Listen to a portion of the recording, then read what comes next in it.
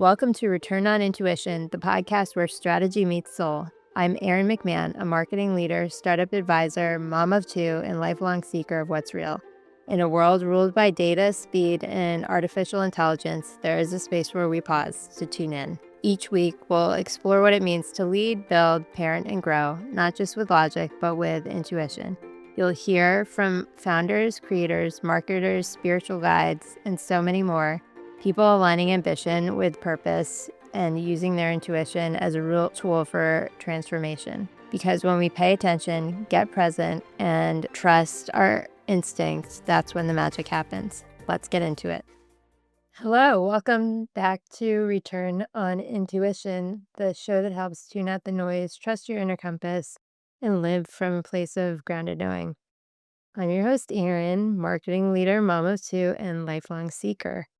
And in each episode, we'll explore how to navigate life's twists and turns with clarity, courage, and deep trust. So today, we're looking at the past, the present, and the future through the lens of intuition and how it shows up, how we can ignore it, and why embracing it can turn the events of unknown into our greatest adventure. So this came up for me because I reflected upon myself and how I've made decisions over the past and what my pattern has been in my life.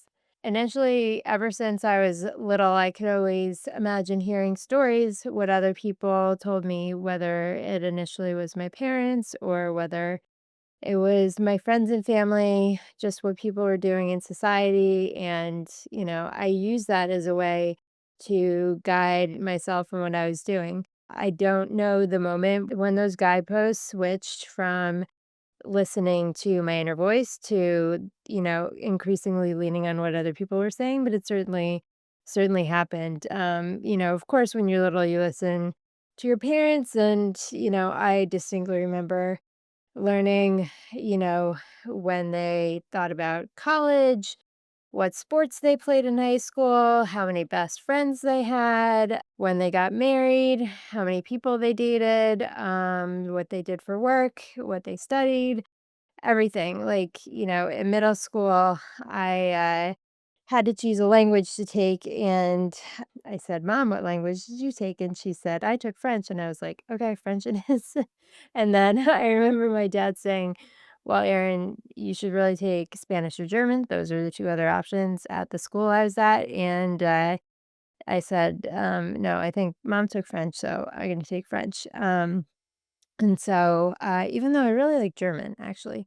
But anyway, French was harder, enjoyed French, and continued taking it through college. It was probably one of my most painful courses in college because my studies in high school were limited, and in college they had a graduate student teaching us. So my studies in French have not completely fulfilled to, connect to everything I do on a daily basis at this moment. Although I suppose it could if I really implemented and took it back. So anyway, that's just one example of external guideposts that I would use, and then that continued when I went to college, and, didn't play sport, and one of my parents did, or where I was gonna work. I initially looked at working in, consulting or finance because those are things that other people and my friends were doing, and honestly, that was what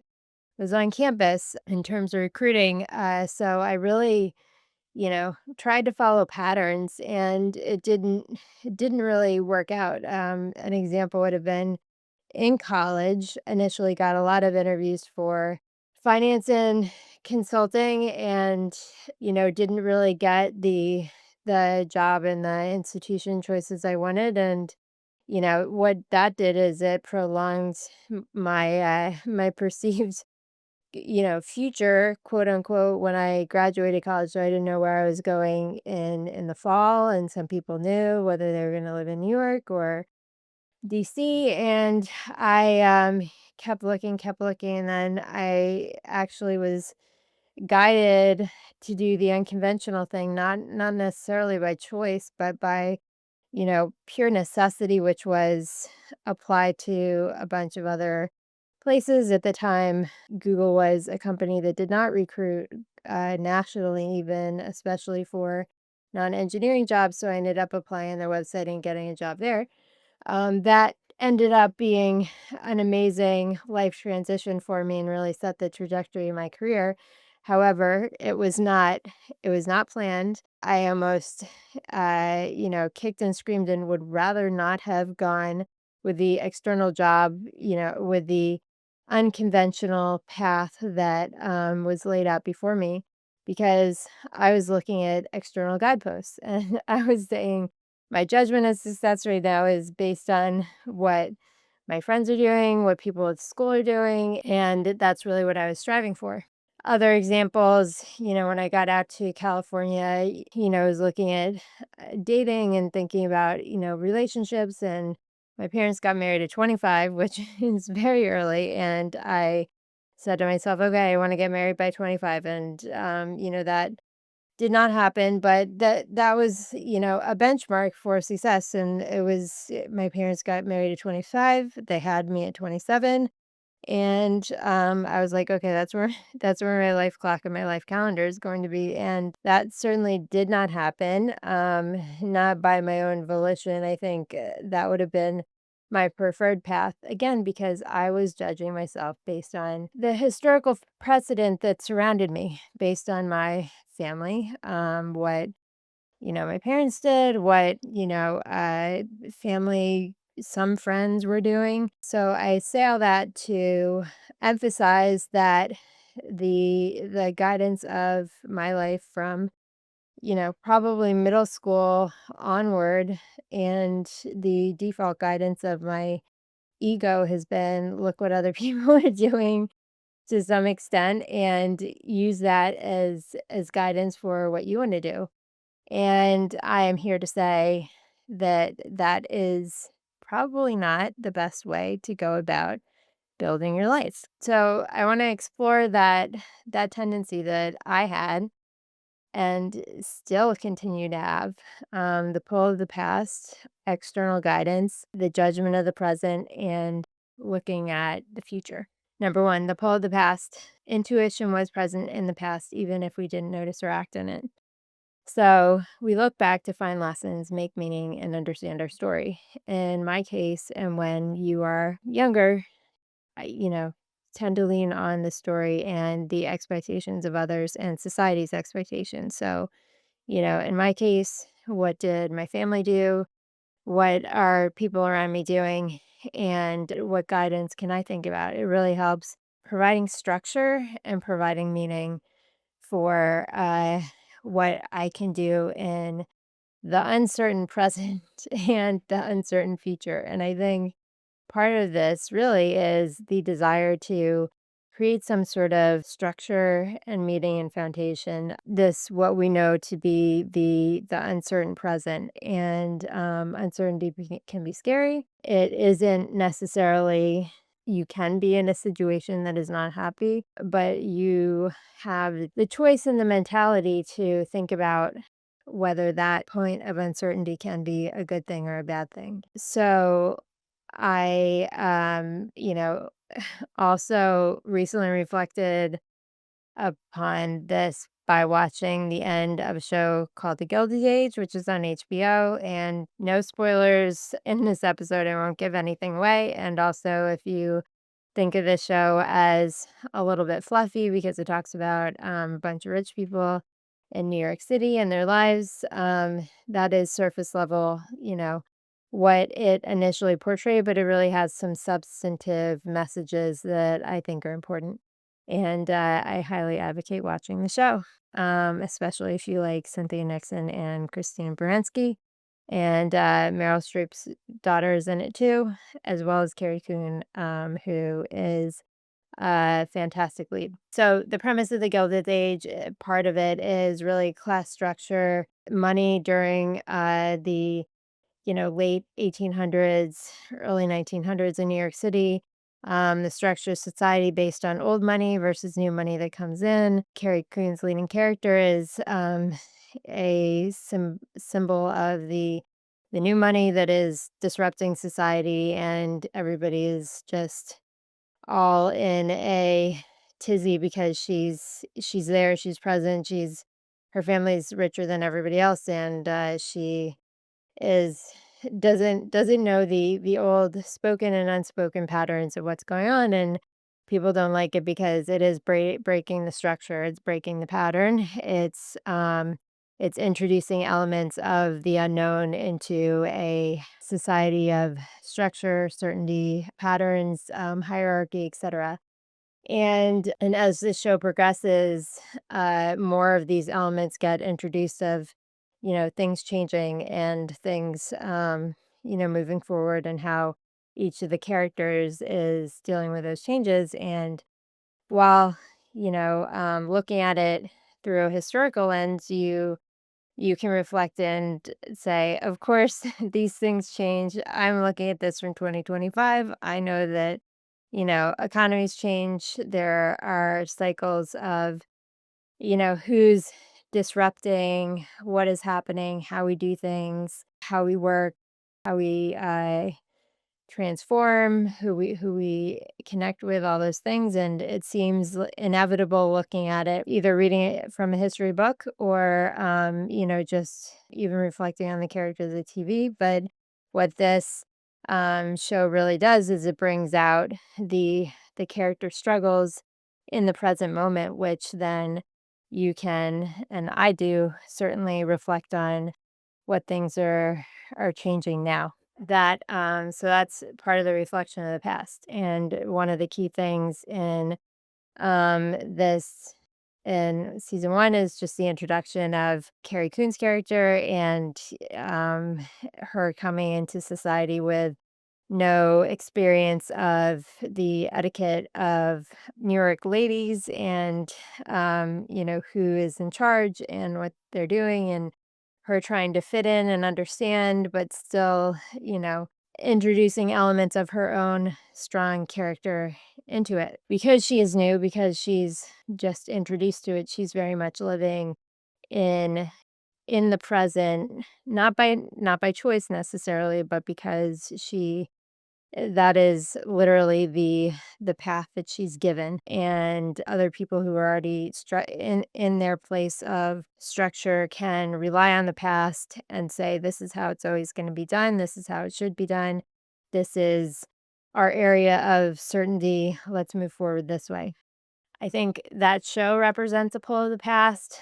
I have relied on the pull of the past to understand how things are going. I think there's a human tendency to do so again because there's a comfort in it for people who rely on certainty and who have somewhat of a comfortable position in society and their life has been patterned in a way that makes sense. So now that we've talked about the past, let's talk about the magnet of the future with intuition as a compass. So we talked about the human tendency to be guided by the past and specifically my personality to be guided in the past because I gravitate towards, while I want to be ambitious and, have a lot of dreams and aspirations, I also like certainty, and some certain sense of knowledge, and, I do rely on external sources for information and guidance. So, overall, why we look forward as humans for hope, possibility, and goals, and the joy of imagining something better,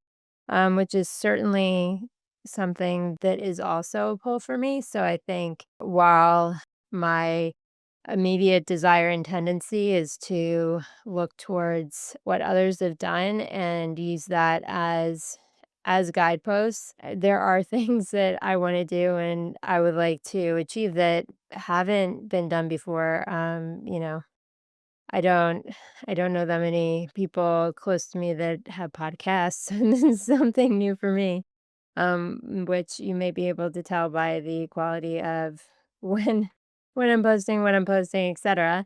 But then also, just the ideas that I have and, what's guiding me. And so that is really showing me that there is an intuitive side to what I want to do and the hopes and dreams that I have for myself and for my future. And so that shows me the importance of listening to my intuition and following that, which is why Partially why I made this podcast, partially why I am guided to listen to it more, even though it's harder, and, hopefully can do so more in the future.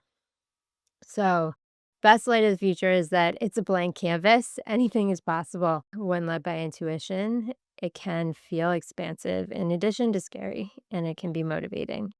You feel pulled towards possibility, and the shadow side of it is fear and anxiety. The fact that we create negative futures in our minds, imagining, what could go wrong, failure, catastrophe, what other people would think of us, which is definitely a huge one for me. And the fear of the unknown keeps us from stepping into those new territories and areas and, quite honestly, looking externally and seeing what others have done, what are societal rules, what is expected, things like that, that propels us to gravitate towards things that are known, and we don't have to create the story for ourselves necessarily. Although that is a framing, because overall we're always creating the story for ourselves, even though we are looking externally and internally. We're either way we're constructing a story and narrative for ourselves. So the fear of the unknown, and the flip side of it is that the unknown is where life's best surprises often live. So going back to my college example, when I really wanted a consulting job and I could not get a consulting job at a big firm like I wanted to, and I ended up working at Google.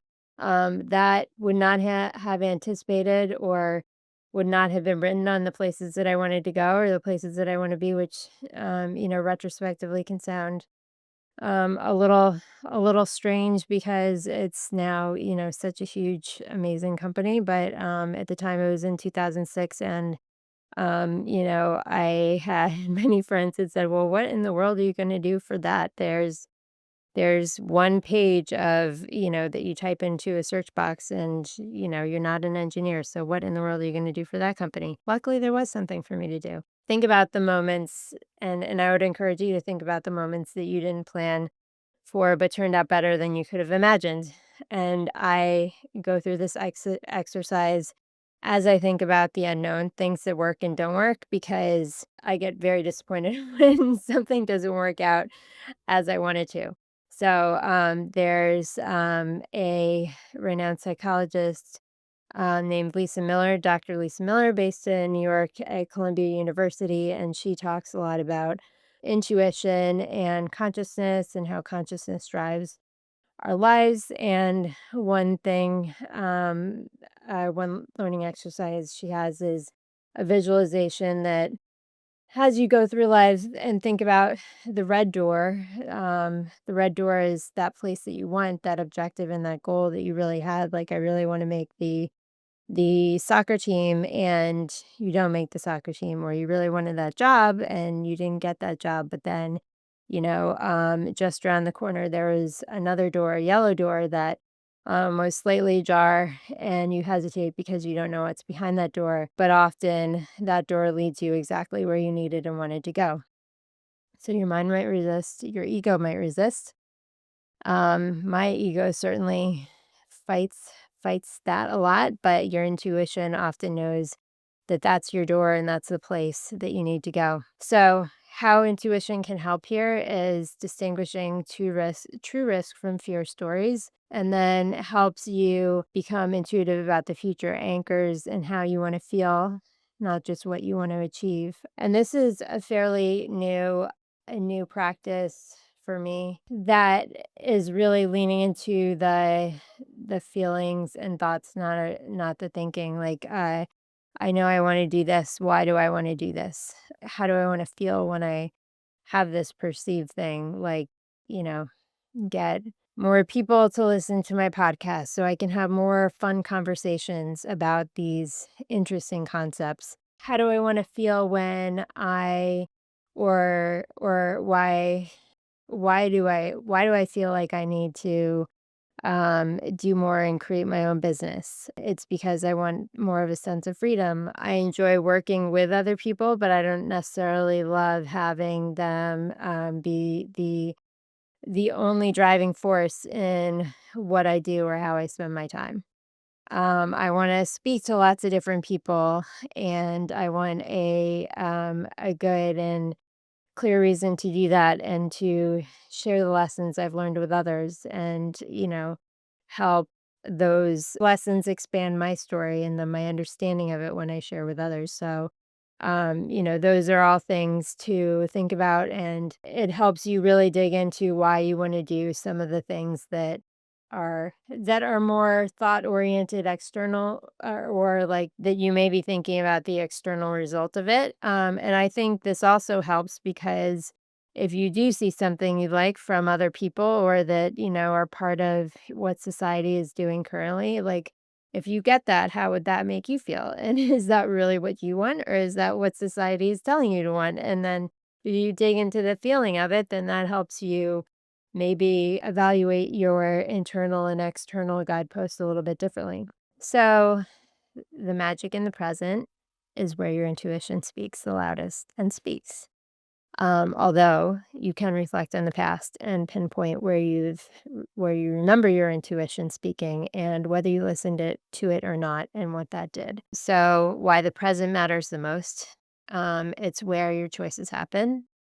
It's where you have the decision to quiet the noise of the past and the future and the stories that you are creating from the past and the future. And although we think about things that happened in the past as historical fact, they often how our memories construct things are not how things happen. And those interpretations are important to be remembered as such. And how our intuition operates is through not just thoughts, but through physical sensations, micro reactions, and emotional resonance. And it's important to be present and to listen to the combination of your body and your mind and how your emotions feel to think about those things. And ignoring it, intuition has consequences that, aren't always immediately present, but they don't really feel great. And your intuition is persistent. So you will get messages over time. But at the same time, if you do not listen to your intuition, you will learn. And those lessons will be important for building your life and moving forward. I've certainly realized that too. So embracing intuition now, pause before responding, think about how you feel, think about what your goals are and how you want to feel, and use grounding practices like breath work and body scans to help guide you. And do this on a regular basis so that intuition, which is really that quiet voice, will respond, and will have a voice in your consideration set.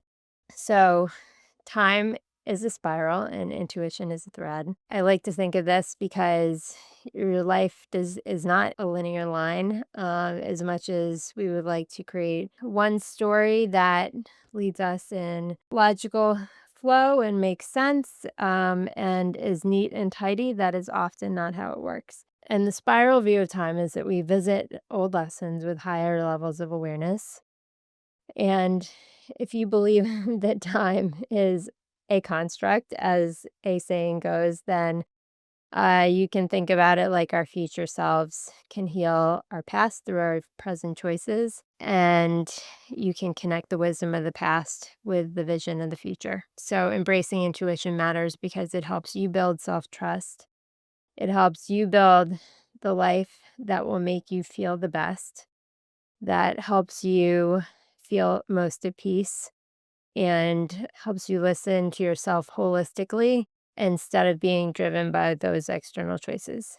This is difficult because society expectations are real, as emphasized by the Gilded Age, where there's pressure to do what is expected, to align with what's going on, to listen to your boss, to make peace, to not disrupt and make waves. But if that is not what your heart is guiding you to, then it's important to listen to that. So takeaways, reflect on a time where you ignored your intuition. What was the signal and what would you do differently now? And then imagine your future without limitation and without expectation, not worried about what other people would think, or, you know, not worried about people pleasing, which for me is another big one. Like, what is this person want at work for me to get done that I need to do in, a certain way as they expect it? Is that really the right way, or is that is that them, constructing what they need? Like, always focus on what you think is the right thing to do. Again, there's a balance to that as you work with other people, but think about what your body's telling you, what sensations arise. Does it feel like expansion or contraction? And as we've talked about in other episodes, where is your energy being put in the right time and place? And then, I would say doing daily check-ins and reflections is important for, you know, understanding, especially as you are listening to your intuition, or just like listening to that quiet voice. Are you making changes that are leading you towards your intuition? If this is uncomfortable, how does your body feel about it? Are you feeling comfortable with the unknown? Do you want to go back? Are you still feeling that voice? Those sorts of things. I appreciate your time listening to my musings about the past, present, and future. The tendency for myself and for many people in society to look outwards, see what has happened, build something based on what has happened because that is known, that is predicted, that is more certain. But at the same time, is that really the right thing for you? And if we didn't have people who looked internally and, forged ahead with the unknown and what they wanted to do, then we wouldn't have amazing progressive changes, and the world and humanity really wouldn't move forward. So, it's an important lesson for me to learn, one I think about as I forge ahead into areas of unknown, and I hope you do too. And that will certainly have a return on intuition for your life, leading somewhere happier and more fulfilling, and society in circles close to you and far reaching will be the better for it. And thank you for listening to our podcast today. Talk to you soon. Thanks so much for tuning in to Return on Intuition. If something sparked your curiosity or lit you up, I'd love to hear from you. Share the episode, leave a review, or DM me with what landed. Your feedback helps shape where we go next. And remember, the best decisions don't just come from what you know, they come from what you feel. So take a breath, trust yourself, and keep following the moments that feel like magic. I'll see you next time.